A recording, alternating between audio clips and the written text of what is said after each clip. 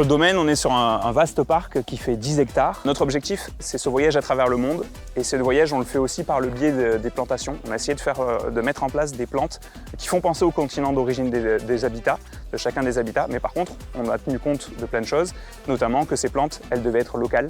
On ne devait pas les amener de l'autre bout du monde pour les importer ici. Des plantes qui sont non invasives et qui ne nécessitent pas une trop grosse ressource en eau pour pouvoir les arroser continuellement.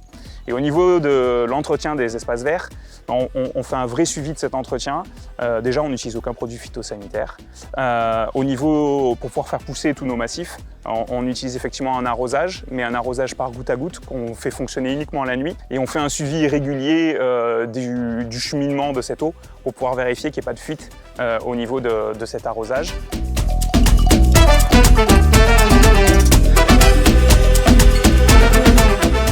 Activité VTT qui nécessitait le nettoyage après chaque sortie de tous les vélos. On a utilisé longuement l'eau de la ville pour laver les vélos. Dans notre démarche, on a mis en place un quai de lavage VTT avec la récupération des eaux de pluie équipées d'une motopompe et les eaux sales repartent dans un bac dégraisseur et sont rejetés dans cette même citerne d'eau de pluie. On travaille en circuit fermé. Ça nous permet d'économiser une vingtaine de mètres cubes à l'année juste pour du nettoyage de vélo.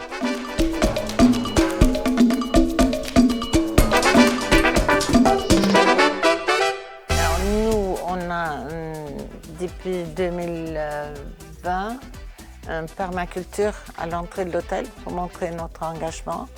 Donc on fait paillage et on n'arrose pas. C'est l'eau de pluie qui arrose le jardin. Là, on plante une forêt comestible. Cette année, on va planter 400 arbres à peu près. Et l'année prochaine, on va arriver à 1800 arbres. Il n'y a aucun arrosage prévu, sauf la pluie. Là, c'est 8000 m² qui vont être tout à fait autonomes. Mais ça va être une forêt un peu sauvage, donc sans entretien. À la fin, c'est 2 jours par an d'entretien, sauf la cueillette, qui va prendre beaucoup plus de temps. Ça donne à peu près 5 tonnes à la fin.